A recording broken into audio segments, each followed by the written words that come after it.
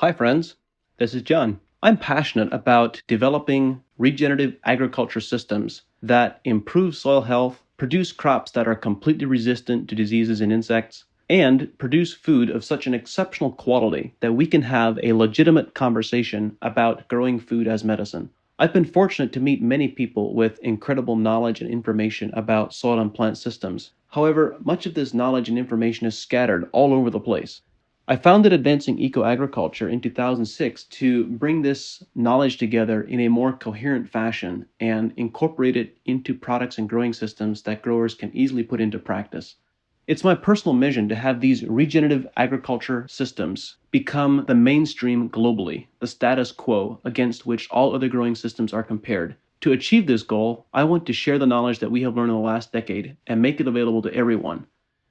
If you have any questions, suggestions, comments, or topics that you would like for me to discuss, please connect on social media or email me, john@regenerativeagriculturepodcast.com. Be sure to sign up for our email list at regenerativeagriculturepodcast.com. Hope you enjoy, and thank you for listening. Our community impact spot for this episode is Hourglass Films, who has developed a documentary called Sustainable, which features some of the growers we work with at AEA. I would encourage you to watch the film, and I hope that you find it useful. This is Matt Wexler, director of the documentary Sustainable.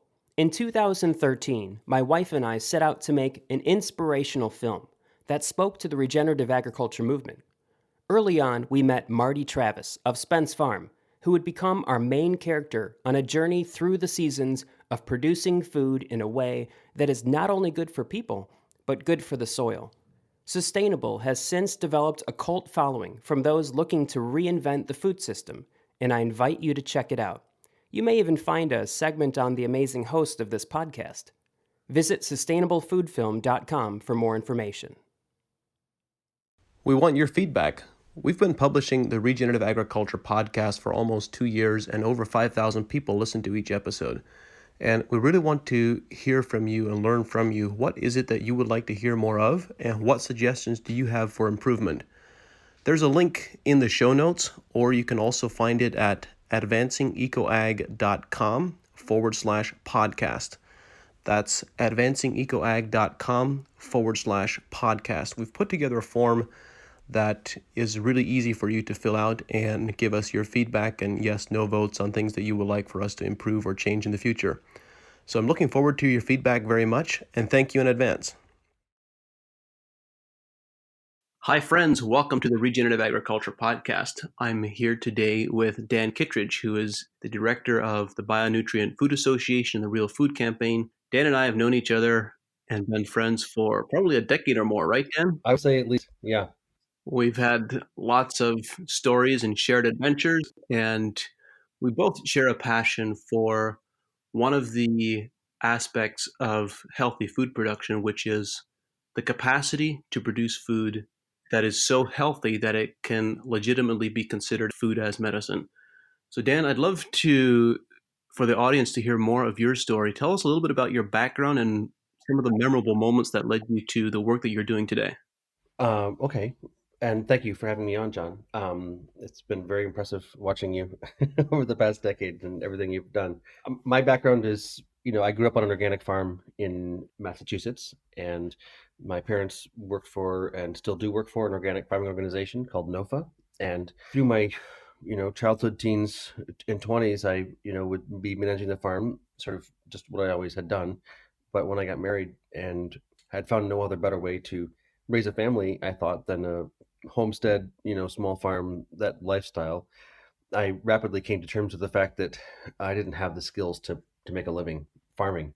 That actually what caused farming to be so difficult economically in many cases was the fact that the plants weren't healthy.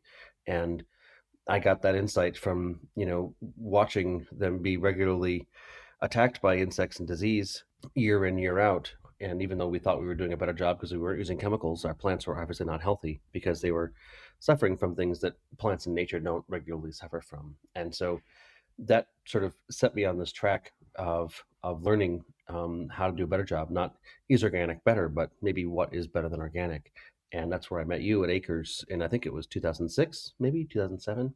And yeah, through from digging into it and learning some of the principles, and practicing them on the farm, it became clear very, very rapidly that it's not hard at all to modulate your practices and dramatically increase plant health, which correlates with yield, which correlates with soil health. And the thing that really struck me was the correlation to nutrient density. And that was a term that was really only just beginning to be contemplated.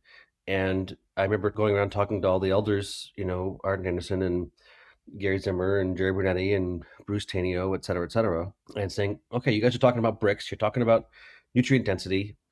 This seems like it's a really big deal that nutrient levels vary in food. Where's the data? And there was no data. It was sort of commonly held and assumed, and you can test it with a refractometer, but then there's no calibration for a refractometer to say what that means. So, yeah, it seemed to me like this is a really powerful leverage point, because people who are buying food think they're buying food for health, for themselves to be, doing well in their families. And if there's no way to know that the food you're buying is nutritious, and in fact, many times it's relatively empty, it seems like using nutrient density as a organizing point, as a high ground. Our thought is, who is opposed to food being more nutritious? Is there anybody who has a problem with that? No, we don't need to be fighting food having low nutrient levels. We can be working together towards food having higher nutrient levels.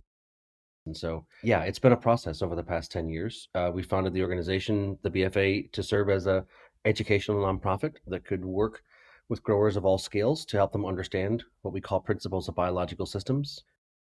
I grew up in a community of organic farmers where we had an educational organization, and we shared and we came together, and learned. And I didn't see anybody in the biological ag space running an organization doing that educational work. It was primarily just consultants, and there was no real open deep dive into these principles. And so we've been running the BFA now for 10 years, and it's our mission is to increase quality in the food supply, and by quality we mean flavor and aroma, nutrient levels, health giving attribute. We've got local chapters in 15 different states across the US. We do an annual conference, and we've had this vision of a spectrometer that we can give to consumers so that they can actually, at the point of purchase in the grocery store or the farmer's market, assess this bag of carrots versus that bag of carrots, or this milk versus that milk.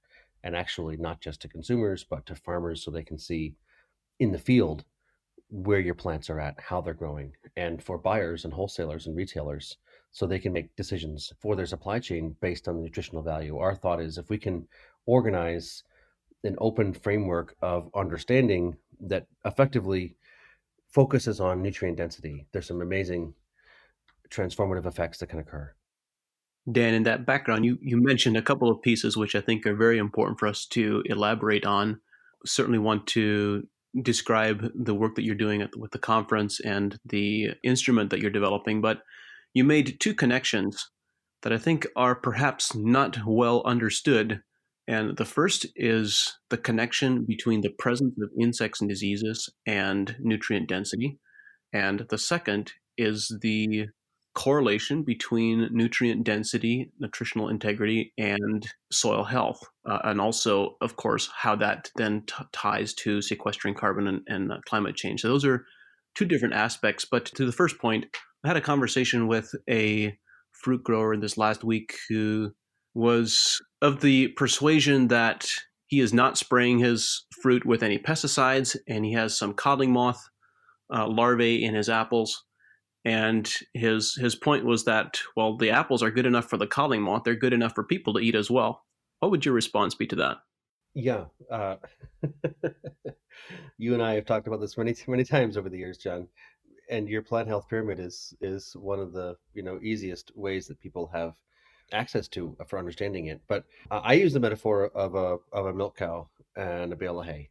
And I'm oftentimes in a workshop, I'm teaching a course, and I'll say, if there was a bale of hay sitting here in the room when you walked in, you might have considered sitting on it. Yeah, people say, yeah, sure.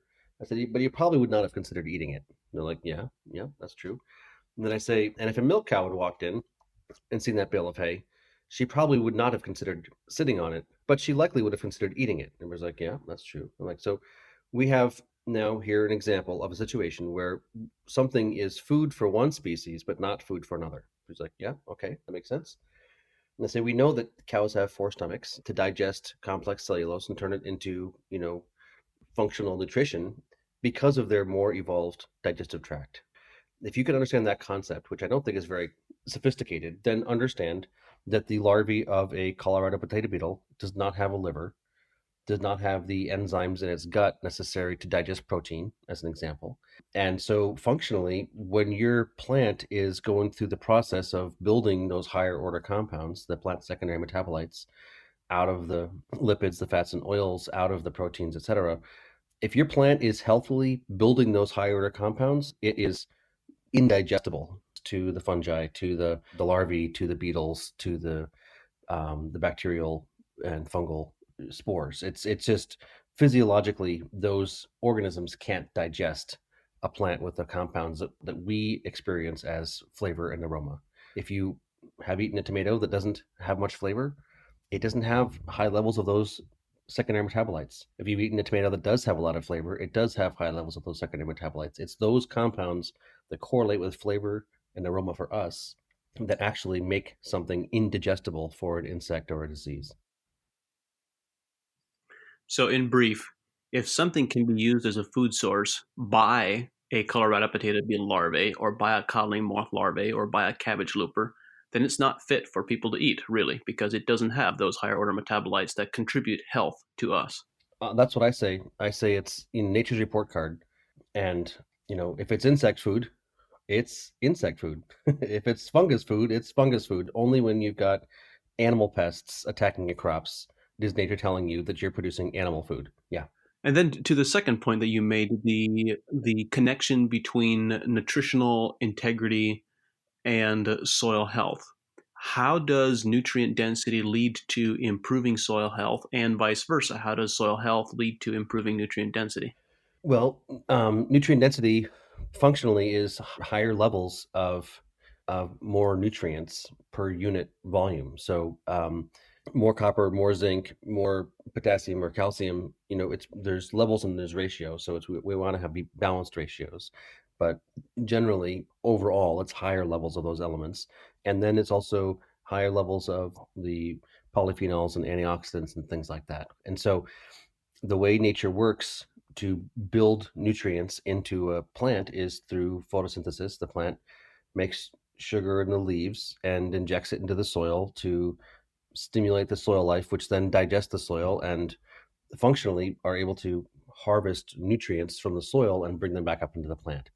The more sugar the plant is able to make, the more it's able to inject into the soil, the more carbon is taken from the atmosphere and put into the soil. The more sugars that's put in the soil, the more microbes are fed, the greater the activity of the in the rhizosphere, the more nutrients that are able then to flow into the plant. And so it's this beautiful symbiotic relationship where as the plant flourishes, then the soil life flourishes, and then the crop becomes more nutritious.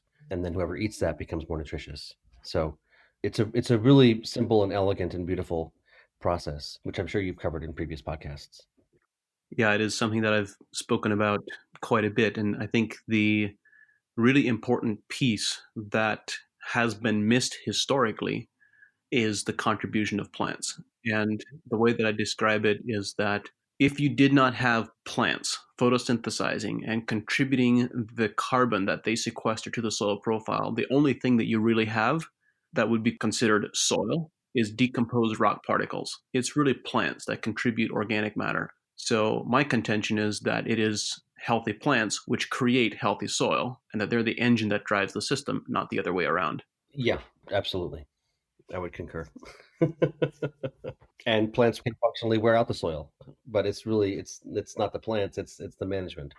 That's a recurring theme. There's this theme in livestock grazing, regenerative grazing versus set stock grazing, where they talk about it's not the cow, it's the how. And what you're saying is essentially the same thing. It's not the crop, it's how the crop is managed. So you can manage crops which deplete soil organic matter and deplete biological activity, or you can manage them in such a way that they enhance it. And depending on how those crops are managed, they are either good for you or not. So, take milk as an example as a crop.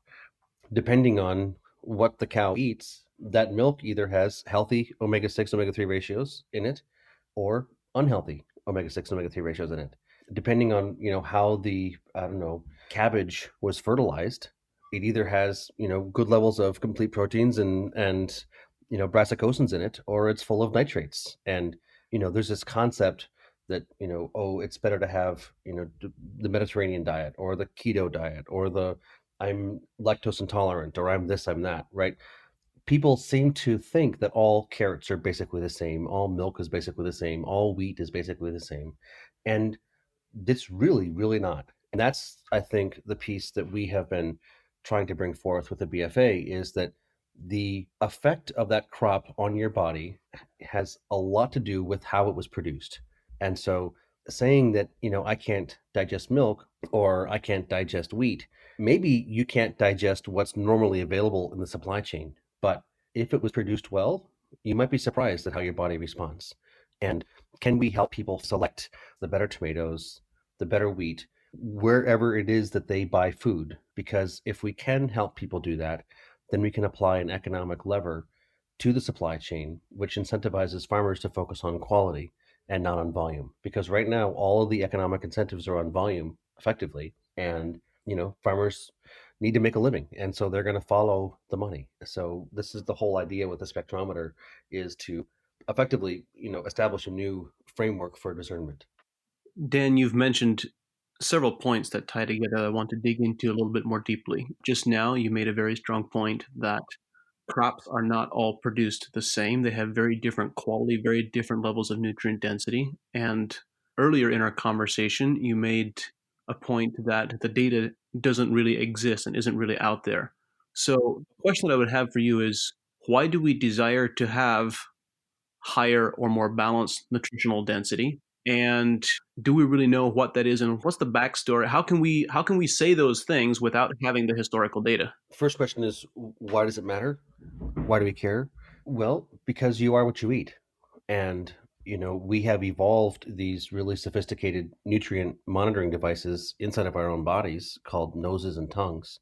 And that's our animal instinct to tell us whether something is good for us or not.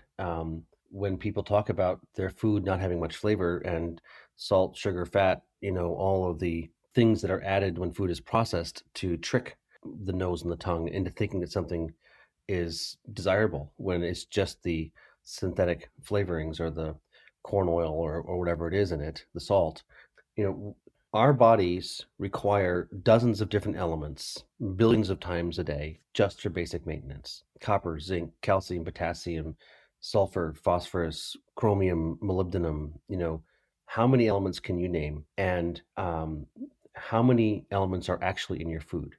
When you don't have the basic nutrients that your body needs to function in your food, and you are building your body out of your food, then your body stops functioning. We are experiencing chronic illness at epidemic levels across the planet to a large degree now, in ways that didn't exist a couple generations ago. And there's a really nice connection there between the way the food is grown, what's in the food, and what's in your body and how well your body functions. So, I've been saying for a while now, it doesn't matter whether people believe us or not. At some point, they're going to stop functioning, and nature is in charge here. And there's biochemistry, there's enzyme systems, there's all kinds of really sophisticated dynamics, which we probably don't have time to go into here in this conversation. But effectively, when you don't have in your food what your body needs to function, your body stops functioning. So that's why it's important, is because you need it. Doesn't, I mean, I say to people, it doesn't really matter about the carbon thing. That's all nice in the atmosphere. What really matters is your health to most people and the health of your children. And so that's one piece there. And then the second question I think you asked was, if the data doesn't exist, how can we be making these statements about variation? Let me just expand on that for a moment, Dan. I see these posts that are something to the effect of oranges today contain only 6% of the vitamin A that oranges did in our grandfather's generation, or something like that. And there have been different nutrients and different statistics quoted. So, what I would love to hear more about is where did those statements come from? And then how can that be contrasted with your point that the data doesn't really exist? Well, there's a couple actually really important points there. One of them is that all oranges today are not uniform, and all oranges in our grandparents' time were not uniform. So to say that oranges today have this in them and oranges 50 years ago had something else in them is simplifying it to a degree that basically makes your statement ignorant. There's a really important point, which, I think if we can get this one point conveyed to people broadly, will dramatically change things. And that is that there is variation in food. We did this project last year, having, struggled with the fact that we couldn't find the data sets that showed the variation in crops. We took 650 carrots from around the country, from grocery stores, from farmers markets, from farms. Some were organic, some were not, and different cultivars, different fertility programs, different management practices, different climate details. And we took all those carrots and we set up a lab and we ran them through the lab and we tested for 25 different elements and then also for polyphenols and antioxidants. And the variation we found in the carrots depended on the element. In potassium, maybe it was 800%, and in copper it was only 400%, or in sulfur it was 1500%. So what that means is there may be an 8-to-1 variation within an element or a 4-to-1 variation within an element, depending on the best carrot or the worst carrot. But the issue really is not like all carrots now are equal. The issue is which is the best carrot I have to choose from. Um, when we looked at things like antioxidants and polyphenols, it was 75-to-1 or 200-to-1 the variation levels in crops. And so wow, we're not talking about 10 or 20 or even 50% variability. Those are some really significant numbers. 400 to 1800% in the elements, and 75,000 to 200,000% variation in the secondary metabolites. That's what we found. And that was just 2 crops, and we only looked at 27 different metrics. But the point is that you can't say all oranges today have this much vitamin C and all oranges 50 years ago had that much vitamin C. It's just it's ignorant to make a statement that all oranges are the same. And that's the biggest issue we've got is people think that all carrots are the same, all milk is the same, and it's just not. How it was produced, what the genetics were, etc., is of massive import in the functional nutrition in the crop. So I'm not sure if I answered your question specifically. Yeah, thanks for that review. And I think it would also be of interest to our listeners. I know you and I have had conversations about the historical data and the lack of thoroughness and detail and integrity in the historical data from 40, 50, 60 years ago. Can you describe what the USDA data sets actually look like and how they've been developed? Yeah. So if you get a bag of carrots now and you look on the back of it, it'll say, this 1 6-inch carrot will give you 110% of your daily recommended vitamin A. For that statement to be made in the label, the point I just made is you can't make that statement because you didn't test the carrot to see where it stands. You're basing it on an average, and that's what the USDA has done over time is they've developed averages. And so my understanding is that this is not on an annual basis, but every few years, depending on what the crop is, they'll go around to grocery stores in 10 or 12 different parts of the country. They'll buy carrots, say, off the shelf. They'll send them to a lab. And then once they've taken those carrots off the shelf and assessed them, and they've gotten their data back, they take the outliers, the 10% that were the best and the 10% that were the worst, and they get rid of all that data. They throw it away. And then they find the average of the stuff in the middle. And then they say, okay, according to the USDA, this is what a carrot contains. So when people make statements about what was in oranges 50 years ago and what's in oranges today, they're making statements based on that process that the USDA went through. So was the science done well in the 1940s, 1950s? I think it was done pretty well.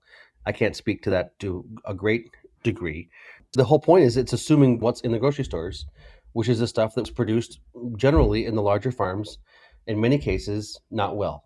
And so that average, that USDA average of what's in a carrot or what's in an orange, what we found when we looked at our full data was that was probably around the 15th or 20th percentile of what was possible. What the USDA calls average is in the 20th percentile. There's some stuff that's worse than that, but There's a whole bunch of space that's better than that, what this carrot could consist of. So I feel like we're getting a little bit heady with statistics and data and science. And, this is the kind of thing that sometimes is better conveyed with some kind of a graphic. But the basic point is how you grow something has a massive effect on what's in it. We did this about 8 years ago. We had a project with we had the Biodynamic Association on one side and Cornell on the other, and we got some seeds from Johnny's, some carrot seeds of different types, red cord chanthanase and boleros, and we sent those seeds. We bought 1 pound of bolero seed and split it up and sent an ounce to 16 different farms around the country and said, "You guys, please just grow these seeds in your soil and then send the carrots back to us." And they did.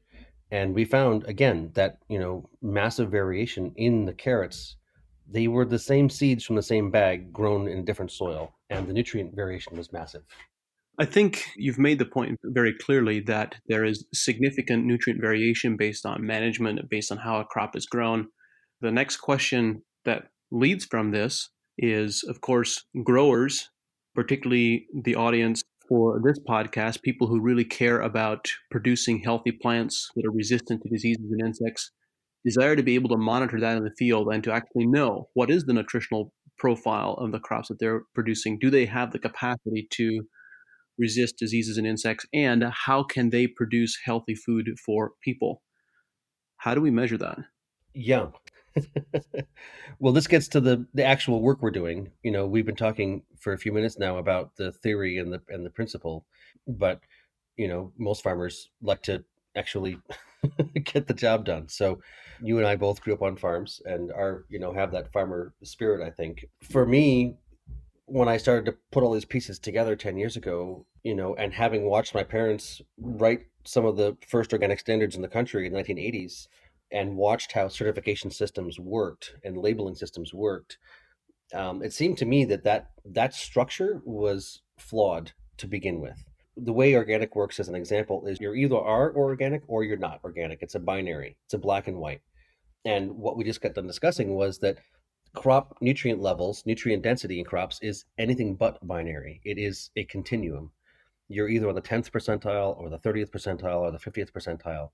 And so you can't really have a certification label that provides that information. What we really want to do is we want to give people the ability to see for themselves in real time. Like, I want to see between these 3 bags of carrots that are on the shelf, the Bunny Love, the Cal Organic, and the Bolthouse Farms, which ones are better. I'm at a farmer's market. I want to choose which farm to buy from based on the nutritional value of the crops that they've got on the stand.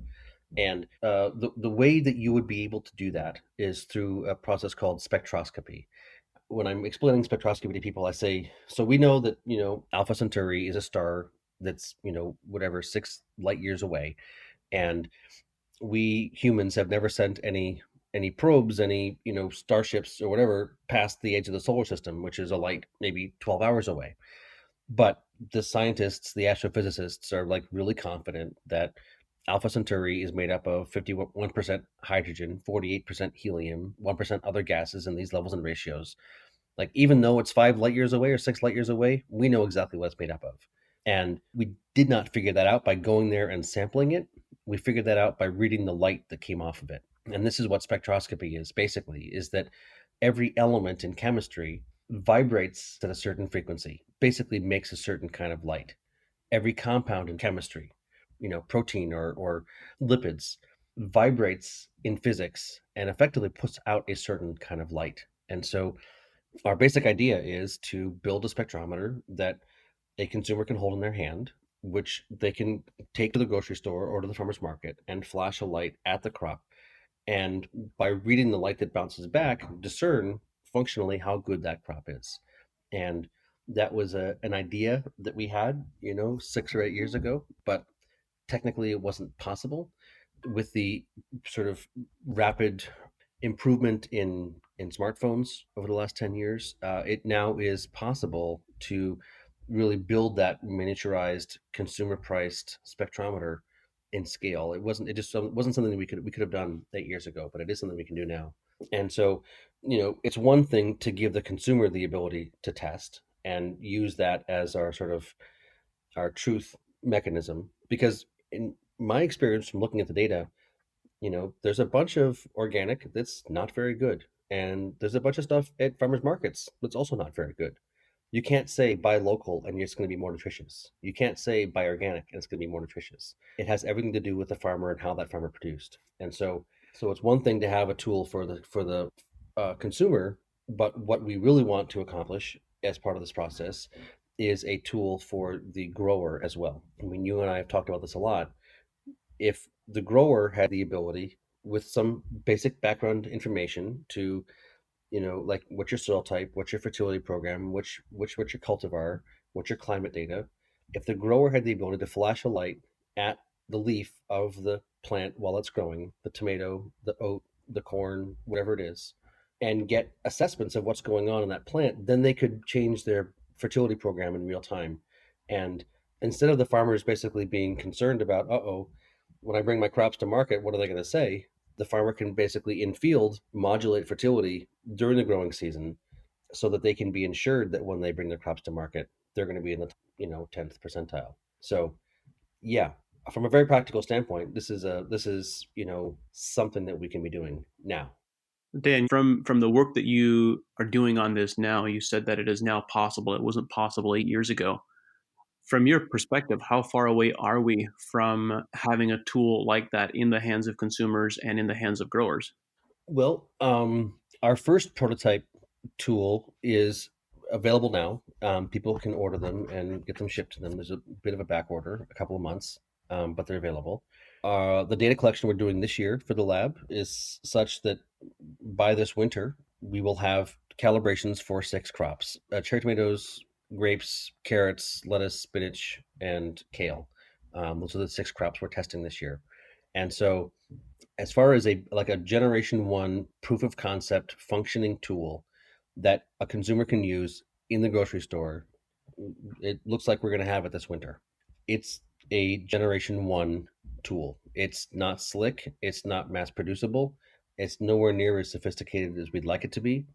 And so I just want to be clear about that. Like, we do have something that will be functional in the next couple of months, but what you and I have talked about is something that's much more systemic. When I, first started making this pitch to people about this concept, one of the people I talked to was a regional buyer for Whole Foods for the North Atlantic region. Everything from sort of Washington D.C. up the East Coast was in his purview, and he was the buyer for fruits and vegetables and perishables, basically. And I said, you guys have a reputation for having superior quality whole foods. Why don't you work with us on this so your consumers can see that you do have a better quality?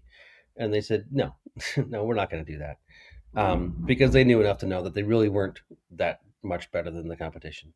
But what he did say to me, it always has stuck out to me, was when you're 2 years out from being able to do this, please come tell us, because we will give our growers 2 years to meet standard.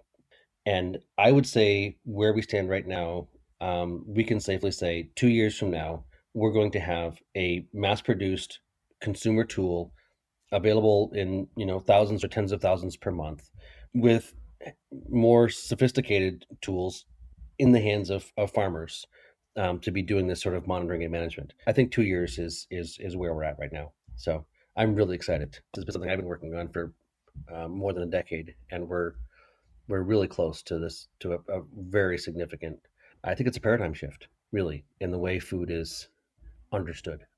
It is really significant. And I think for those of you listening, the conversation that Dan and I have had, it's my understanding that the tool that will be available for professional use for growers and agronomists, etc., will have, obviously, it's a completely new tool. New libraries, new calibrations have to be developed for it.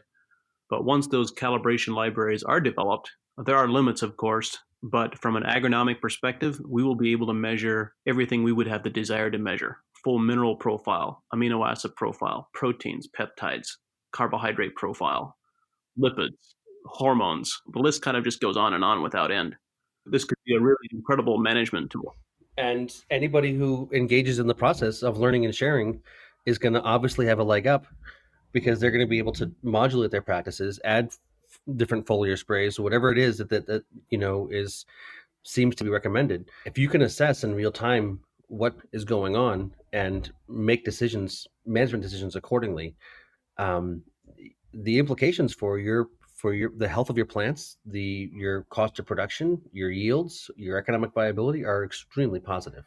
This leads to the next step, which is that farmers would also be able to identify the level of quality of the crops that they are producing and possibly market them as such, which I think is something that we all need to be thinking about and be prepared for. So, Dan, to the comment or the quote that you referenced for the Whole Foods buyer of needing to give farmers 2 years to meet standard, you suggested just now that we're about 2 years away. From your perspective, what is it that growers and farmers need to do to be prepared? Well, our plan is to really significantly engage this in-field data collection process this year, this coming 20. So with the BFA, as part of our broader collaboration, we're part of this group that's called Open Team, which is a big open farm data management platform, basically, where you can input your soil type and your fertility program and your management practices and your weather data and all that kind of stuff. The more we're able to share what's going on in our farms, the faster we're going to be able to learn together what works and what doesn't work. There's a deeper conversation here about science and how it's been done, and um, you know what can be understood and what can't be understood. I've been struggling with this broader question for a long time, as I've said, and it was sort of really flabbergasting to me that no one had actually built out the data sets to show what the variation was in food quality. And it was probably 3 or 4 years ago now when I was down at the headquarters of the ARS, the Agriculture Research Service, which is a part of the USDA in Beltsville, Maryland, and I was talking to these national program leaders, and I said, basically, we think there's a connection between soil health and plant health and human health. And they said, stop right there before you go any further. We do too, A, and B, it's too complicated, and we're never going to figure it out. Now, what did you want to talk about? And I was like, you're the USDA. You grant that there's a connection between soil health and plant health and human health, and you have given up on trying to figure out how it works. Yeah, that's where they're at. And that's because effectively biological systems have so many different factors. How many different species of microbes are there in your soil? What are the epigenetics of the seed that you're planting? You know, you can't control all the factors. And the way that agronomic research has been done for decades now has been a single factor analysis, randomized replicated trials. We'll just change one thing in these 12 little plots and repeat and see what we can find. Is it calcium or is it potassium or whatever?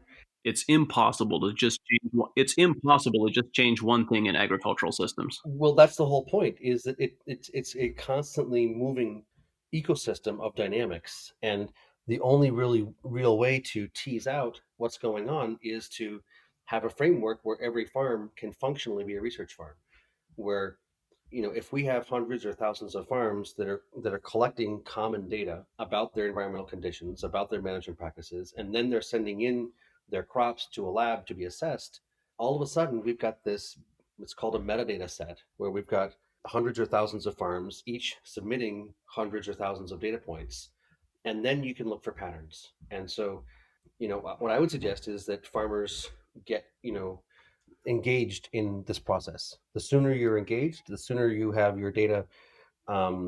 You're beginning to collect it as part of this broader collaborative. The sooner we're going to be able to feed recommendations back to you and say, looks like this is a limiting factor in your farm. Looks like this issue can be addressed in this fashion. So that's what we're doing. Dan, where can growers go to learn more about the work that you're doing at the BFA and your various efforts? Well, our basic website is bionutrient.org. We have tens of hours, hundreds of hours of recordings from our conferences on YouTube. If you just look under Bionutrient, we've got a channel there. The research work, the data collection and the collaboration and the lab and everything else is under the URL realfoodcampaign.org. And our annual conference is soilandnutrition.org. And that's coming up in November on the 14th to the 17th. I know you've had a really exceptional conference in the past. I'm sure you'll have a great lineup of speakers again. We do have a great lineup of speakers. Not many of them are famous, but they all have really deep insights. Yeah, it's a wonderful curation process every year, bringing together, and it's not just agronomy. We have one track that is agronomy all the way through the conference. We got one track that is nutrition, another track, I think we're calling it biochemistry and consciousness, sort of looking at how the vibration of the compounds in your body functionally affects your ability to tune into your higher nature.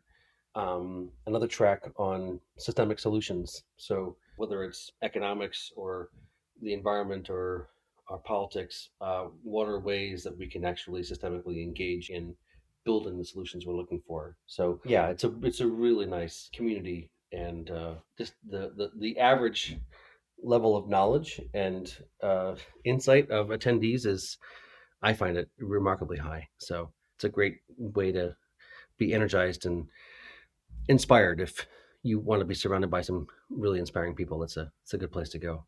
The impetus for this conversation between Dan and I here on the podcast came as a result, for all of those of you regular podcast listeners, you know that a few episodes ago, I interviewed Vern Peterson live at the Healthy Soil Summit in California.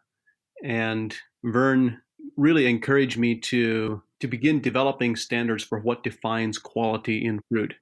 And I've been having this ongoing conversation with Dan for over a decade. And Vern's comment really reminded me of the need to prioritize and focus on defining quality and quality standards, what they really mean for human health, what they could mean for growers.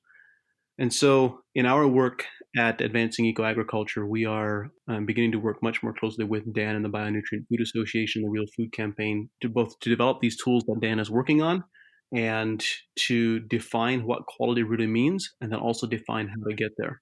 So I'm very excited and very much looking forward to that, Dan. It's going to be a lot of fun. It feels like it's coming together now. Yeah. Yeah. And I also owe a big thank you to Vern Peterson for that encouragement and that push to get the ball rolling. So thank you, Vern. Dan, thank you very much for being here and for having this conversation. I've really enjoyed it and look forward to having more conversations and discussions in the future. Likewise, John. Thank you very much. Thanks, everyone. Happy growing. Have an awesome day. The team at AEA and I are dedicated to bringing this show to you because we believe that knowledge and information is the foundation of successful regenerative systems. At AEA, we believe that growing better quality food and making more money from your crops is possible. And since 2006, we've worked with leading professional growers to help them do just that. At AEA, we don't guess, we test, we analyze, and we provide recommendations based on scientific data, knowledge, and experience. We've developed products that are uniquely positioned to help growers make more money with regenerative agriculture. If you are a professional grower who believes in testing instead of guessing, someone who believes in a better, more regenerative way to grow, visit advancingecoag.com and contact us to see if AEA is right for you. Thank you for listening, and we look forward to working with you.